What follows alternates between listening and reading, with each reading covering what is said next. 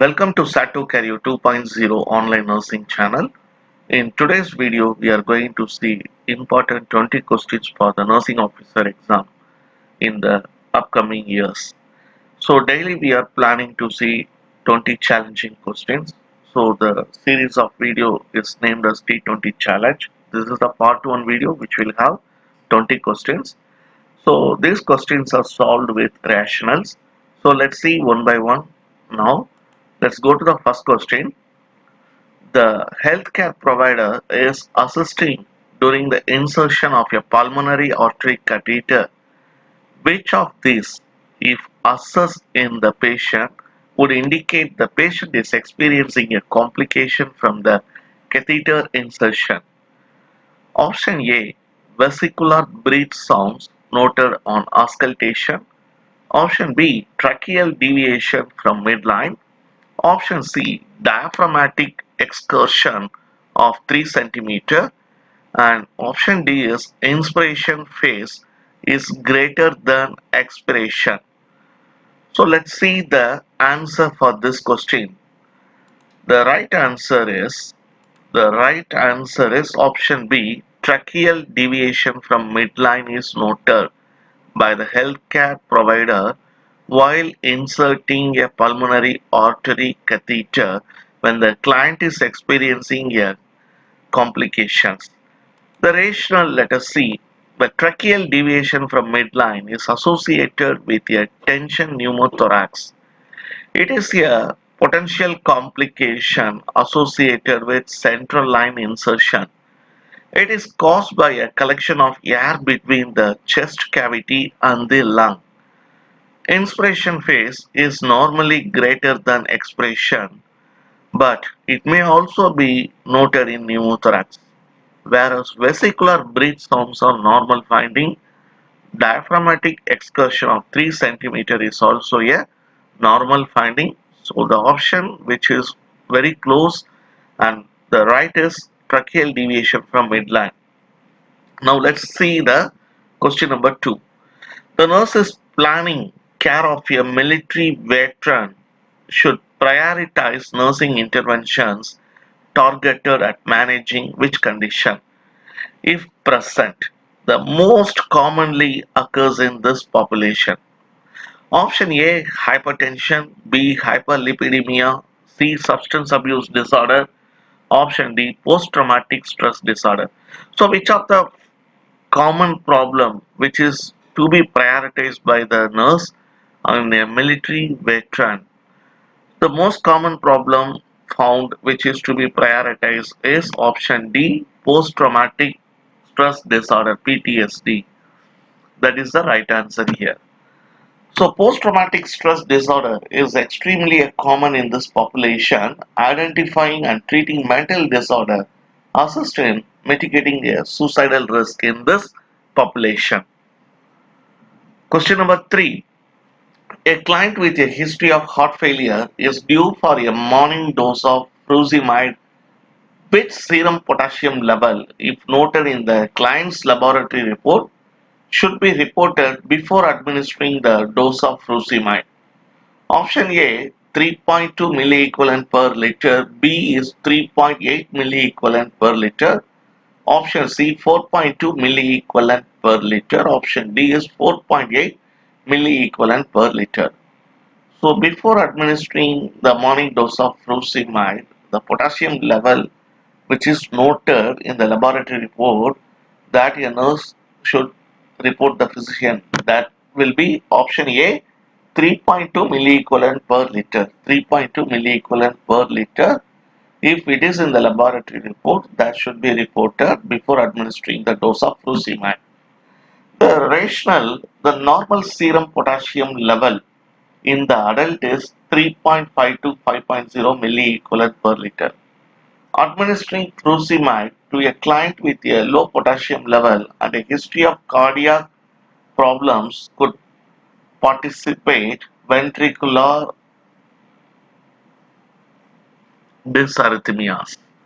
So that is the reason if the potassium level is less than 3.5, which is 3.2, that should be reported immediately. Question number 4.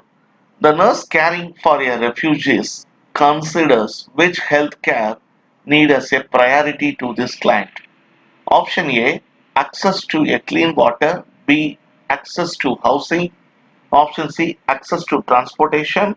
Option D is access to mental health care services. So in a refugee, the priority healthcare problem which need attention is option D, that is access to mental health care services is the very important priority. The rational mental health issues are the primary problems for the refugees as a result of tortuous events. Question number 5. The nurse is performing a neurological assessment on a client and notes a positive Romberg's test. The nurse makes this determination based on which observation? Option A, an involuntary rhythmic rapid twitching of these eyeballs. Option B, a dorsiflexion of the a dorsiflexion of the great toe with fanning of the other toes. Option C, a significant sway when the client stands erect with the feet together, arms of the at the side and the eyes closed. Option D, a lack of normal sense of position when the client is unable to return extended fingers to a point of reference. So during the time when you do Romberg test, if the observation says the Romberg test is positive, the right option will be option C, a significant sway when the client stands erect with the feet together, arms at the side and eyes closed. So when the patient is able to stand erect, that shows the Romberg test is negative. But when the patient is sway, that shows it is positive test. The Romberg test positive indicates there is a problem. Failure to keep the eyes closed, a loss of balance requiring the feet to move or patient falls. This, this suggests a problems with conscious proprioception. The patient can be able to stand upright with the eyes open and minimal swaying is noticed in the positive sign of Romberg's test. Question number 6. A client with a 3-day history of nausea and vomiting presents to the emergency department. The client is hypoventilating and has a respiratory rate of 10 breaths per minute. The ECG monitor displays tachycardia with a heart rate of 120 beats per minute. Arterial blood gases are drawn and the nurse reviews the results expecting to note which finding. Option A decreased pH and increased partial pressure of carbon dioxide PSCO2. Option B, an increased pH and a decreased PSCO2. Option C, a decreased pH and decreased bicarbonate. Option D, an increased pH and an increased bicarbonate. So when you do assessment for a client who is having the history of nausea and vomiting for last 3 days, and when the client is hyperventilating, whose respiratory rate of 10 breaths per minute, the ECG monitor shows tachycardia with a heart rate of 120 beats per minute. So in the ABG analysis, you should review the result for option D, increase in pH and increase in bicarbonate.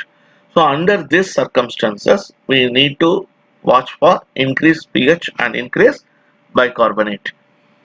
Now the rationale is very simple. When the client is experiencing nausea and vomiting, he would most likely present with metabolic alkalosis, which result from loss of gastric acid, thus causing the pH and the bicarbonate to increase. So the client experiencing the following symptoms, which includes decreased respiratory rate and depth and tachycardia, shows increase in pH and increase in bicarbonate level in the arterial blood gas analysis. Question number 7. The nurse is caring for a client with heart failure who is receiving high doses of a diuretic. On assessment, the nurse notes that the client has flat neck veins, generalized muscle weakness, and diminished deep tendon reflexes. The nurse suspects hyponatremia. What additional signs would the nurse expect to note in a client with hyponatremia? Option A, muscle twitches. B, decreased urinary output. Option C, hyperactive bowel sounds. Option D, increased specific gravity of the urine. So when the client is receiving a high dose of diuretic during the time of assessment, the nurse notes flat neck veins, generalized muscle weakness, and diminished deep tendon reflexes. When the nurse is suspecting for hyponatremia, the additional sign in the hyponatremia would be hyperactive bowel sounds present in the client. So why this hyperactive bowel sound is present? The normal sodium level, that is 135 to 154 milliequivalent per liter. Sorry, that is 145 milliequivalent per liter. Hyponatremia is evidenced by a serum sodium level lower than 135 milliequivalent per liter. Hyperactive bowel sounds indicate hyponatremia. Rest of the options are the signs of hypernatremia. In hyponatremia, muscle weakness, increased urinary output, and decreased specific gravity of the urine will be noted. So the right answer here is hyperactive bowel sound. Question number 8. The nurse is caring for a client with heart failure. On assessment, the nurse notes that the client is dyspneic and crackles or audibles on auscultation. What additional manifestation would the nurse expect to note in this client if excess fluid is present? Option A, weight loss and dry skin. Option B, flat neck and hand veins and decreased urinary output. Option C, an increase in blood pressure and increased respirations. Option D is weakness and decreased central venous pressure. So during the care of client with heart failure, when you assess, the client is coming dyspneic and crackles and that is audible during auscultation. The additional manifestation you can suspect when there is excess fluid volume, that will be option C, an increase in blood pressure and increased respiration is common in overhydration or fluid volume excess. A fluid volume excess is also known as overhydration or fluid overload and occurs when fluid intake or fluid retention exceeds the fluid needs of the body. Assessment findings associated with fluid volume excess includes cough, dyspnea, crackles, tachypnea, tachycardia, and elevated blood pressure, bounding pulse, elevated central venous pressure, weight gain, edema, neck and hand vein distension are also noted. Altered level of consciousness and decreased hematocrit, dry skin, flat neck and hand veins, decreased urinary output and decreased central venous pressure are noted in the fluid volume deficit. So in the fluid volume excess, so we mainly see there is uh, the main symptom to be noticed is increase in blood pressure and the increased respiration. So any weakness also can be present either in the fluid volume excess or deficit. So this is the rationale for 8th question. Now move on to 9th question. The nurse is caring for a client who takes Brufen for pain. The nurse is gathering information on the client's medication history and determines it is necessary to contact the primary healthcare provider if the client is also taking which medications. So here you need to select all the answers which is applied. Option A, warfarin. B, glamperidine. Option C, amlodipine. Option D, simvastatin. Option D, atrovastine. So which are the drugs which will interact with ibuprofen and cause side effects? You need to select here. The right answer, option A, warfarin. B, glimepiride. Option C, amlodipine. So why these three drugs should not be administered when you are taking Brufen? The right answer, the Brufen is a non-steroidal anti-inflammatory drug. It can amplify the effect of anticoagulants. Therefore, these medications should not be taken together warfarin. Hypoglycemia may result for the client taking Brufen if the client is concurrently taking on oral antidiabetic agents such as glampride. These medications should not be, sorry, these medications should not be combined. A high risk of toxicity exists if the client is taking Brufen concurrently with a calcium channel blocker such as amlodipine. Therefore, this combination also need to be avoided. So now move on to the 10th question. The nurse is completing the admission assessment for a client who is intellectually disabled. Which part of the client encounter may require more time to complete? Option A, the history. B, the physical assessment. Option C, the nursing plan of care. Option D, the readmission risk assessment. So for a client who is having intellectual disability, the nurse will take more time to collect the history. So the nurse is facing difficulty in collecting history from the intellectually disabled client. So it consumes more time automatically.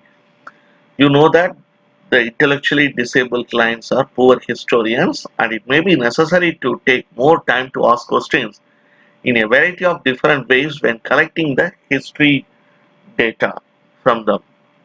Move on to question number 11. The nurse in the emergency department assesses a client for a possible fractured rib. Which of the following characteristics will support the suspected diagnosis? Option A, pain on expiration with shallow guarded respiration. Option B, pain on inspiration with shallow guarded respirations. Option C is pain on inspirations with deep rapid respirations. Option D, pain on expiration with deep rapid respirations. So during the time of fractured rib, the characteristic feature which is making the nurse to suspect for the diagnosis will be option B, pain on inspiration with shallow guarded respirations. So the rationally a client with fractured rib will complain of pain on inspiration or when moving or coughing. There is also pain when the site is palpated. Respirations will be shallow and guarded. It will be nearly impossible for the client to take deep breath. There may also be shortness of breath as well as bruising at the site. So option B is right here. Question number 12. Adverse effect of the drug propranolol Inderol would be option A, urinary retention, B, paresthesia, C, dry mouth, and D, bradycardia. So which is the adverse effect of propranolol? The right answer is option B, bradycardia. The rational beta 1 receptors which are found in the cardiac conduction system and myositis, the beta 1 receptors will block and it will slow the discharge from the sinoatrial node and decrease the speed through the atrioventricular node, AV node.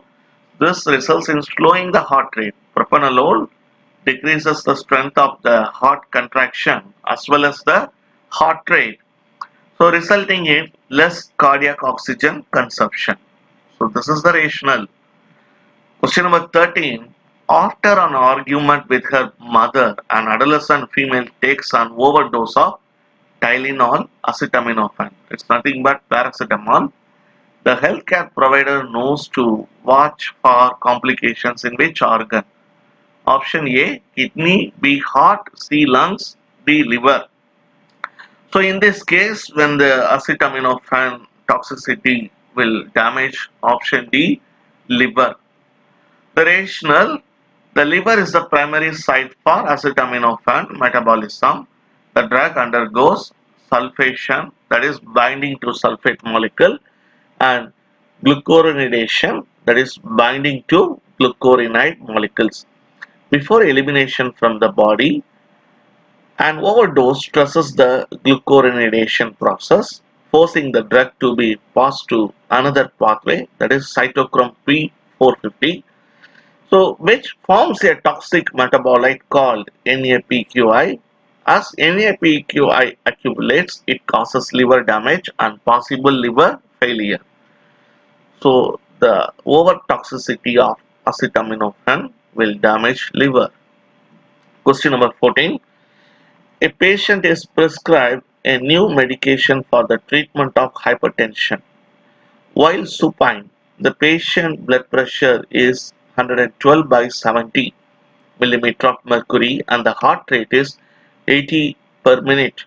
The healthcare provider assesses the patient when the patient changes to a sitting position. Which of the following which of the following indicates the patient is experiencing orthostatic hypotension?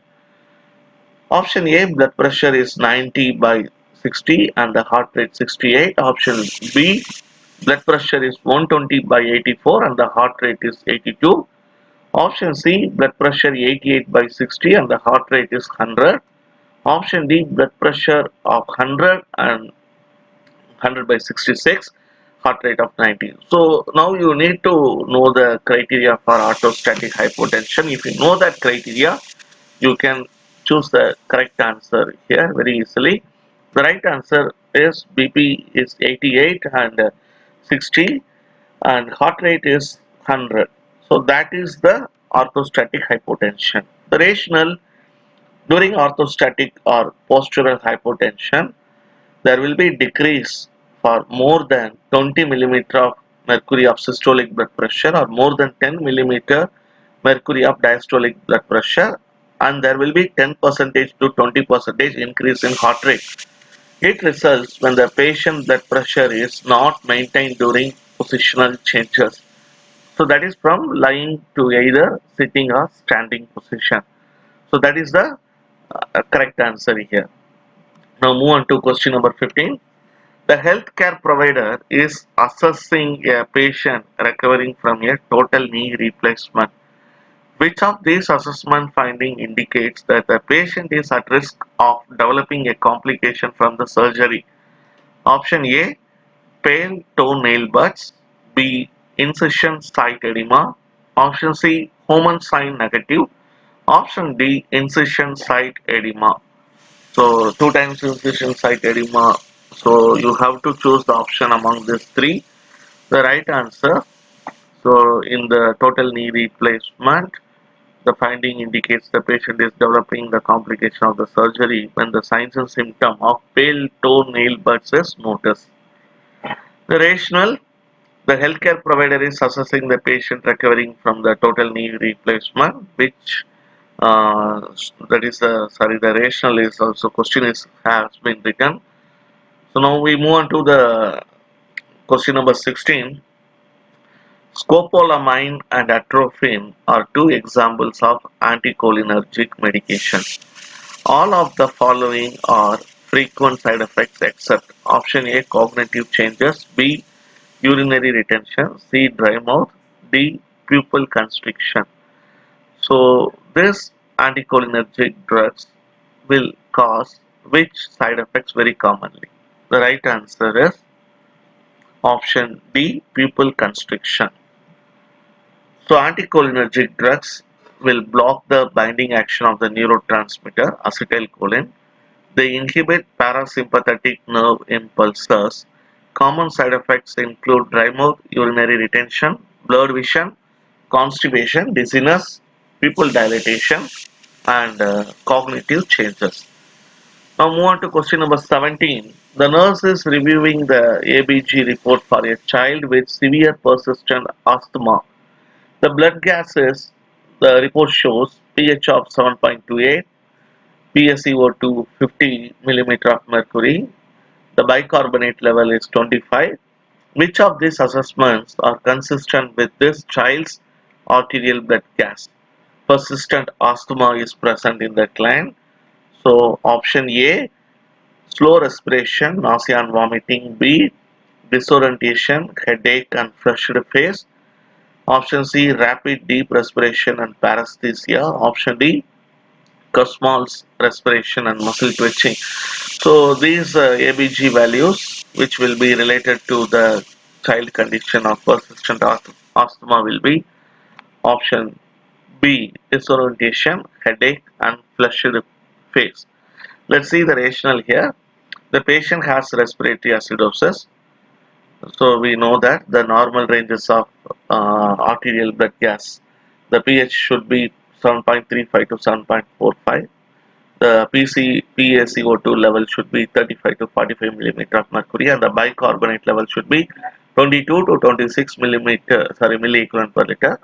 The increased acid has depressant effect on the central nervous system, causing disorientation. So, the increased carbon dioxide also causes vasodilation of the cerebral and peripheral vasculature, causing headache and facial flushing. Other signs of respiratory acidosis include lethargy and shortness of breath. Now, let's see the next question. Question number 18. The clinic nurse is providing preoperative instructions to a client. When reviewing the client's current medication, which one should the nurse advise the client to discontinue 5 to 7 days before surgery? Option A, venlafaxine. B, famotidine. C, warfarin. D, montelukast. So, among these four medication, which drug should be stopped 5 to 7 days before surgery? The right answer is warfarin should be stopped 5 to 7 days before surgery. The rationale, it decreases the risk of hemorrhage. The client should stop long-term warfarin, that is Coumadin therapy, 5 to 7 days prior to surgery. Now let's move on to the 19th question. The 19th question, a client complains of stabbing pain on one side of the face. The nurse suspects tic douloureux caused by which cranial nerve? Option A, 7th cranial nerve. B, 4th cranial nerve. Option C, 6th cranial nerve. Option D, 5th cranial nerve. So tic douloureux, which produces stabbing pain on one side of the face, that is a characteristic symptom of it, that is caused by the damage to the cranial nerve 5.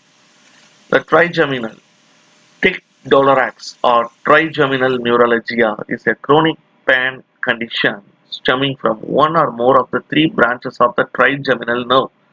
The fifth cranial nerve is the trigeminal nerve. It is characterized, the tic douloureux is characterized by a sudden severe stabbing pain on one side of the face and is considered to be one of the most painful condition which will affecting the humans. So this is the rationale for 19th question. Let's see the 20th question. In this video, it is the last question. The healthcare provider administers NPH insulin at 6 a.m. to a patient with diabetes. How soon will the patient shows any signs of hypoglycemia? Option A, at 7 a.m. B, 9 a.m. C, 8 a.m. D, 10 a.m. So NPH insulin administration to a diabetic patient, the nurse should see for or suspect for hypoglycemia at which time? The right answer is option D, at 10 a.m. The rationale, it's very simple. NPH insulin is an intermediate acting insulin. It is usually given once or twice a day. The peak effect of NPH insulin occurs 4 to 12 hours after administration. So the nurse should begin to monitor for the signs of hypoglycemia at 10 a.m. So these 20 questions which are very simple now for you to answer in the upcoming nursing officer exam. So daily we will see important 20 questions with rational so that you will be getting easy understanding with rational when you study, and that will be guiding you to get success in the any nursing officer exam in your future. So thanks for watching this video. Please don't forget to subscribe to Satu Career 2.0 online nursing channel. When you click the bell icon, you will get the latest notification of all our new videos. We will meet again with another new video. Till that, take care. Bye bye. Stay at home, stay safe, stay alert.